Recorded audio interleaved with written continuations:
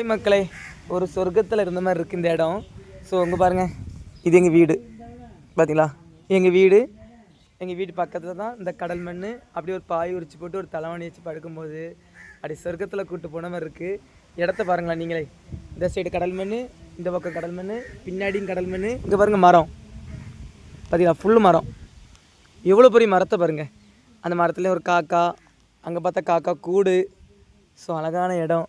கடல் மண்ணை பார்த்தீங்களா எவ்வளோ அழகாக இருக்குது பாருங்கள். இங்கே பாருங்கள், இங்கே பாட்டி மரத்தில் பீடி சுற்றுறாங்க.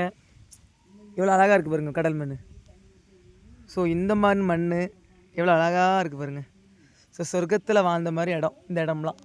ஸோ மக்களே, உங்கள் ஊர்லேயும் இந்த மாதிரி இடம் இருக்குன்னா மறக்காமல் கமெண்ட் பண்ணுங்கள். ஸோ நீங்களும் எங்கள் ஊருக்கு வந்துட்டு ஒரு நாள், ஒன்றும் இல்லை, ஒரே ஒரு நாள் இந்த இடத்த வந்து இருங்கலாம், உங்களுக்கே பிடிச்சிரும். ஸோ மறக்காமல் கமெண்ட் பண்ணுங்கள், யாரெல்லாம் வரீங்கன்னு சொல்லி மறக்காமல் கமெண்ட் பண்ணுங்கள். இந்த மாதிரி ஒரு இடம் இருக்குது. இது வந்து இன்னும் கொஞ்ச நாளில் டூரிஸ்ட் மாதிரி ஆயிரும் நான் நினைக்கிறேன். என்ன இடம் அப்படி தான் இருக்குது இந்த இடம். ஸோ நீங்கள் மறக்காமல் கமெண்ட் பண்ணுங்கள், யாரெல்லாம் வரீங்கன்னு சொல்லி மறக்காமல் கமெண்ட் பண்ணிட்டு வாங்களேன். பாய்.